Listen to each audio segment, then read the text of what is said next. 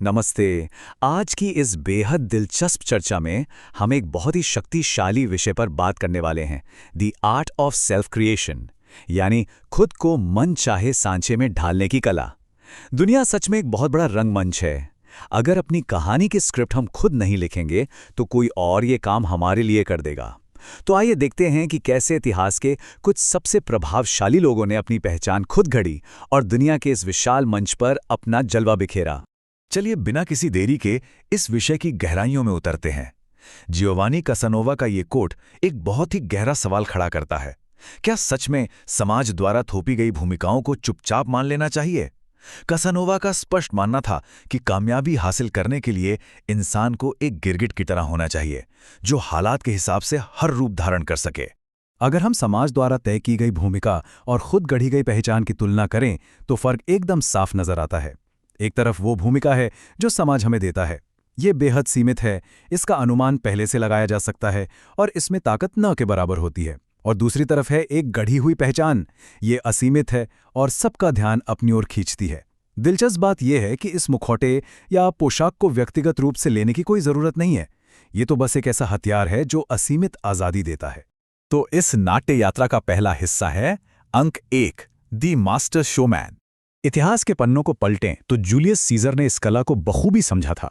जरा सोचिए, 65 ईसा पूर्व में अपनी जेब से शानदार खेलों का आयोजन करने से लेकर एक पूर्ण तानाशाह बनने तक उनकी हर चाल किसी सधे हुए नाटक का हिस्सा लगती है। सस्पेंस का बेहतरीन इस्तेमाल करना हो, शाही पर्पल रंग के कपड़े पहनना हो, या फिर 44 ईसा पूर्व में अपनी मृत्यु के वक्त भी उन अंतिम शब्दों को किसी नाटक के क्लाइमैक्स की तरह बोलना हो, सीजर सिर्फ एक राजनेता नहीं बल्कि एक उम्दा डायरेक्टर भी थे। अब यहां बोजेस्ट नाम की एक बड़ी ही दिलचस्प अवधारणा सामने आती है।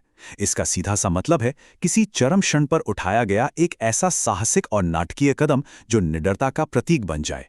इसे ऐसे समझते हैं, जब सीजर ने रूबिकॉन नदी पार की तो उन्होंने कोई लंबा चौड़ा उबाऊ भाषण नहीं दिया। इसके बजाय उन्होंने नाटकीय ढंग से बिगुल बजाने वाले एक सैनिक की ओर इशारा किया और उसे देवताओं का संकेत बताया। बस इस एक कदम ने उनकी पूरी सेना में जोश भर दिया। अब प्राचीन रोम से निकलकर 1831 के पेरिस चलते हैं। ऑरोर ड्यूपिन और जॉर्ज सैंड के बीच का भारी अंतर इस बात का एक बेहतरीन उदाहरण है। 19वीं सदी के पेरिस में महिलाओं के लिए रास्ते बहुत सीमित थे। ऑरोर ड्यूपिन भी एक आम महिला थीं जिनकी आज़ादी पर कई पाबंदियां थीं, लेकिन इन बेड़ियों को तोड़ने के लिए उन्होंने खुद को पूरी तरह बदल लिया और जॉर्ज सैंड नाम का एक पुरुष अवतार अपना लिया। भारी बूट पहनना, सिगार पीना और पुरुषों की तरह बेबाकी से बात करना, इस नए किरदार ने उन्हें उस दौर के समाज में एक अभूतपूर्व आज़ादी और ताकत दी। मशहूर दार्शनिक डेनिस डिड्रोट का मानना था कि एक महान अभिनेता वो नहीं होता जो हर भावना को गहराई से महसूस करे, बल्कि वो होता है जो बिना कुछ महसूस किए भी उसका सटीक दिखावा कर सके। जॉर्ज सैंड ने ठीक इसी रणनीति का इस्तेमाल किया। उन्होंने अपने असली व्यक्तित्व और निजी विचारों को दुनिया से बचाकर रखने के लिए ये सार्वजनिक मुखौटा पहन लिया था। उनका वो विशाल और अप्रत्याशित सार्वजनिक रूप दरअसल उनके भीतर के असली और शांत इंसान को बचाने की एक मजबूत ढाल था। आइए इस चर्चा को आगे बढ़ाते हैं। अंक 2, the playbook for self creation. अब यह सवाल उठता है कि खुद को दोबारा गढ़ा कैसे जाए। इसके 3 बहुत ही बुनियादी कदम हैं। पहला है आत्म जागरूकता और अपनी भावनाओं पर पूरा नियंत्रण। दूसरा, एक ऐसा किरदार बनाना जो लोगों के जहन में हमेशा के लिए छप जाए। और तीसरा, अपने हर कदम में एक लय और सस्पेंस बनाए रखना।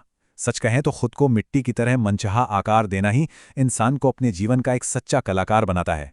यहाँ सबसे गौर करने वाली बात यह है कि अपनी हर सच्ची भावना को चेहरे पे ले आना, जिसे आमतौर पर मेथड एक्टिंग कहा जाता है, असली दुनिया में एक बहुत बड़ा नुकसान साबित हो सकता है।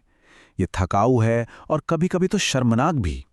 इसके बजाय एक मंझे हुए अभिनेता की तरह अपनी भावनाओं पर काबू रखना और उन्हें पूरी रणनीति के साथ सिर्फ तभी बाहर लाना जब उनकी जरूरत हो, ये असल में एक बहुत बड़ी ताकत है।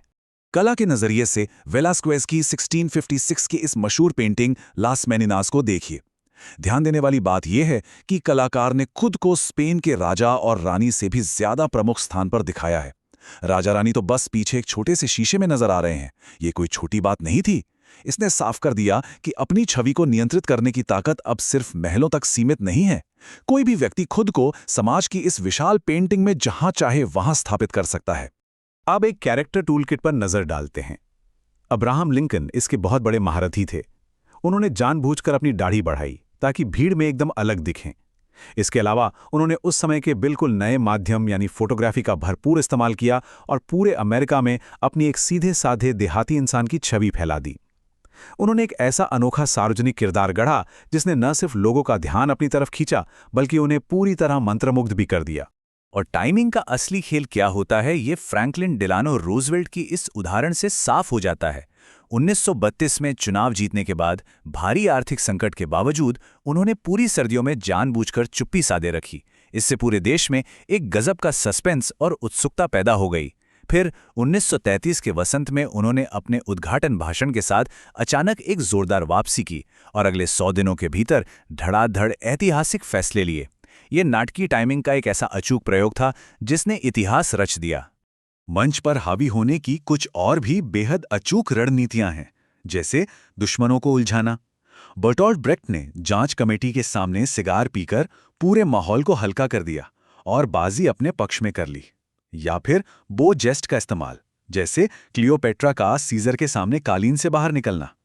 जॉर्ज वॉशिंगटन का एकदम सही समय पर पद छोड़कर एक महान विदाई लेना भी इसी का हिस्सा है। और हां, अभिनेता रिचर्ड बर्टन का वो मशहूर तरीका जहां वो मंच पर बिना हिले दुले एकदम शांत खड़े रहते थे। कभी कभी कुछ ना करना और बस शांत रहना ही सबसे ज्यादा ध्यान खींचता है। अब आते हैं हमारी इस यात्रा के अंतिम चरण पर। अंक 3, द प्रोटियन आइडियल। ग्रीक पौराणिक कथाओं के देवता प्रोटियस का उदाहरण यहां बहुत कुछ सिखाता है। यह समुद्री देवता अपनी इच्छा से शेर, सांप, बहते पानी या किसी पेड़ का रूप ले सकता था। ओटो वॉन बिस्मार्क ने राजनीति के मैदान में ठीक इसी अचूक रणनीति का इस्तेमाल किया। लिबरल लोगों के लिए वे लिबरल थे और सख्त लोगों के लिए सख्त। सामने वाले को जो रूप चाहिए था उन्होंने वही रूप धारण किया। इसके पीछे की सोच बहुत ही साफ और शक्तिशाली है, जिसे कोई पूरी तरह समझ नहीं सकता या पकड़ नहीं सकता, उसे तभी भी हराया नहीं जा सकता। तो अंत में एक बहुत ही गहरा और विचारोत्तेजक सवाल सामने आता है। क्या समाज द्वारा दी गई उस घिसी-पिटी और सीमित स्क्रिप्ट को यूं ही स्वीकार कर लेना चाहिए, या फिर इस मंच की पूरी कमान अपने हाथों में लेकर अपनी एक नई और असीमित पहचान गढ़नी चाहिए? जो लोग दुनिया में कुछ बड़ा और अलग करना चाहते हैं, उनके लिए खुद को गढ़ने की ये कला अपनाना कोई विकल्प नहीं बल्कि एक सख्त जरूरत है। आज की इस दिलचस्प चर्चा में शामिल होने के लिए बहुत बहुत धन्यवाद।